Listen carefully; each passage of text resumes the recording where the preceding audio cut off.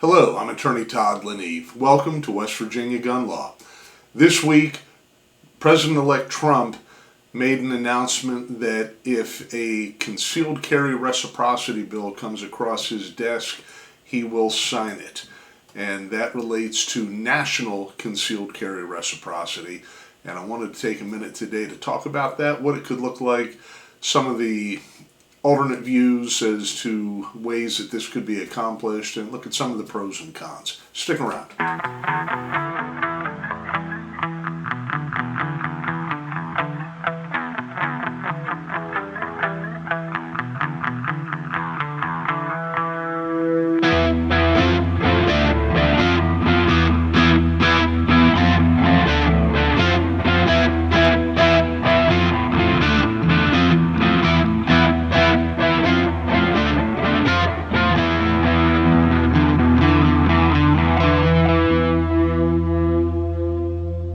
So President Trump's actual words were that if a national reciprocity law came across his desk, he would sign it. So the implication there is that he would be waiting for Congress to act and present legislation to him to change the United States Code to indicate that concealed carry reciprocity would apply nationwide. We would no longer have these issues of making sure that our home state has reciprocity with this other state, or if it doesn't, that we go to a state that allows non-resident licenses to be issued, get one there because that state has reciprocity with the state that we wanted to go to but didn't have reciprocity with our home state. It's a confusing process when you get into all of the legal gyrations that people sometimes go through to get both resident and non-resident licenses or permits so that they can travel to the places that they typically want to travel. And in spite of that, you still have some jurisdictions, some states, that refuse to honor anybody else's permits. And so you've got these dead zones where we can't carry no matter what license or permit we have from what state. So the implication of President Trump's message was that if a reciprocity bill crosses his desk, he's going to sign it. Suggests that he's telling Congress, you need to act, you need to address this issue. And by Congress addressing the issue, what that means is that they'll pass a law through both chambers of Congress, the Senate and the House, that says we want to have national reciprocity, so that if you have a concealed carry permit or license, whatever your state calls it, from your home state, it's recognized in the other 49 states, and we don't have all these games of who likes who and who doesn't like who. So if that happens, actually changing the law to say that there is national reciprocity is probably the best solution shy of national constitutional carry. And we'll get into that in a minute.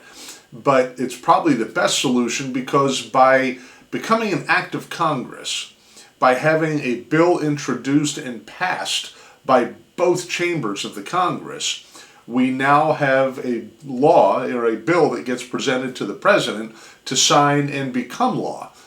Once it becomes law, then there is a limitation on the extent that states can go to infringe on that law, to place limitations on it, restrictions on how you can exercise your national reciprocity. Compared to arrangements like what we have now, West Virginia has reciprocity agreements with 36 other states. We actually can carry in 38 states. Maine and Vermont don't have reciprocity with West Virginia, but they have constitutional carry at some level that allows people to carry a concealed weapon in those states regardless of whether they have a permit or license from another state. So really we can carry in 38 states as West Virginia residents who have a concealed handgun license. But we have specific reciprocity agreements with 36 states. So again, the way it works right now is it's incumbent on our state attorney general to negotiate these reciprocity agreements with the attorneys general of other states. And as you can see, since we've only got 36 partner states, we have states that say, we don't care what your standards are, we don't want your people coming to our state with a firearm. So under a national reciprocity bill, if Congress says, hey, the law of the land says if you have it in one state, it's good in the other 49, and that's it, we don't have these concerns about the AG of a given state negotiating reciprocity agreements with AGs of other states. And so it is a clean way of ensuring that our concealed handgun license, concealed carry permit, whatever it's called in your state, is going to be recognized in the other 49 states.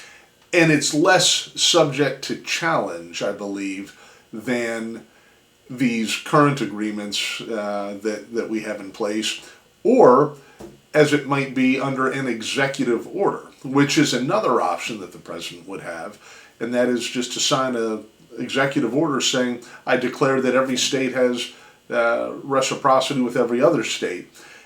It's effective, but executive orders are never the best way to go, in my opinion, because they are subject to a lot of different legal challenges. Now, regardless of how we get there, there will be legal challenges. So the closest parallel, I think, to what we're talking about here would be your driver's license. You take a look at that, it allows you to hop in your vehicle and drive clear across the country without getting a license in every other state. It's the same concept with this national reciprocity law. But there will be challenges because each state does maintain some level of control over how a privilege like a driver's license is exercised in its state.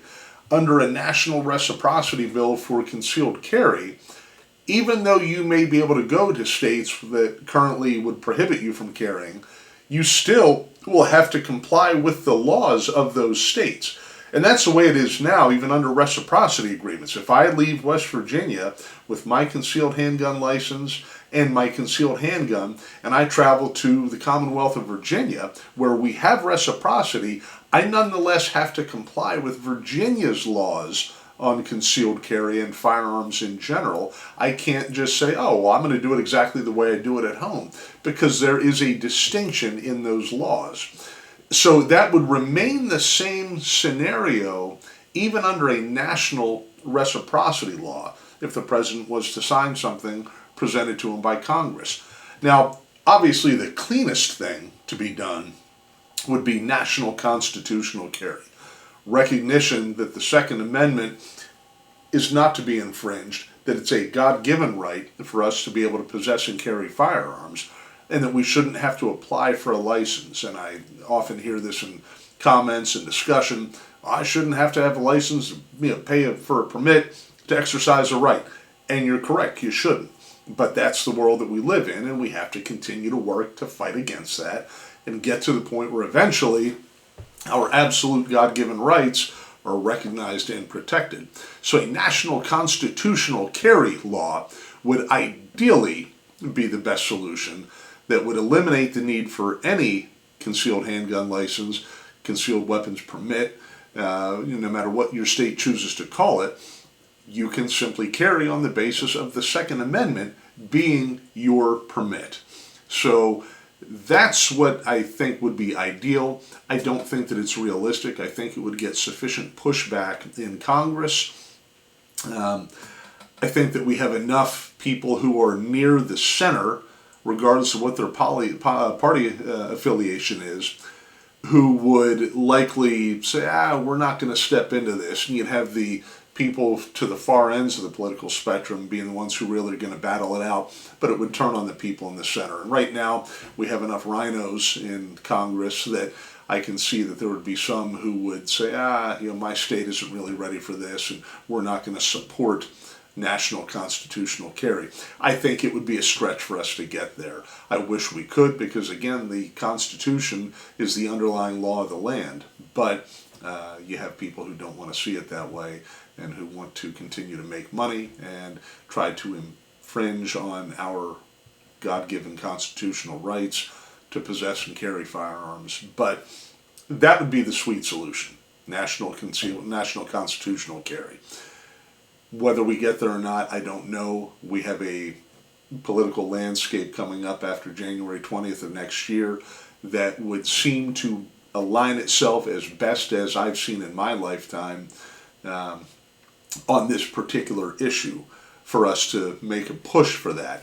But I really think it's going to fall short of national constitutional carry, and we're going to be looking at simply a national reciprocity bill. But again, the great thing is that if it is passed into law, passed by Congress, signed by the president, it's a lot harder to change that, whereas under an executive order, President Trump could say, under my administration there will be national reciprocity. Then the next president could come in and say, well, under mine there isn't, and they could strike that order. It's a lot harder to change that law once it's been entered into the U.S. Code than it is an executive order. So his commitment to signing national reciprocity is a good thing. It's a step in the right direction. We need to continue to push our representatives to ensure that they understand that we would like more. But let's get what we can while we can and build on it from there. If you have any thoughts on this, please drop them in the comments section below. I always enjoy reading the comments, questions, responding where I can. If you haven't subscribed to the channel yet, I'd love to have you do so. If you're interested, please hit that subscribe button. Click the bell icon so that you get notified when new videos are dropped. Like and share this video. Thanks for spending the time with me today. Look forward to seeing you guys next time around. Until then, be safe.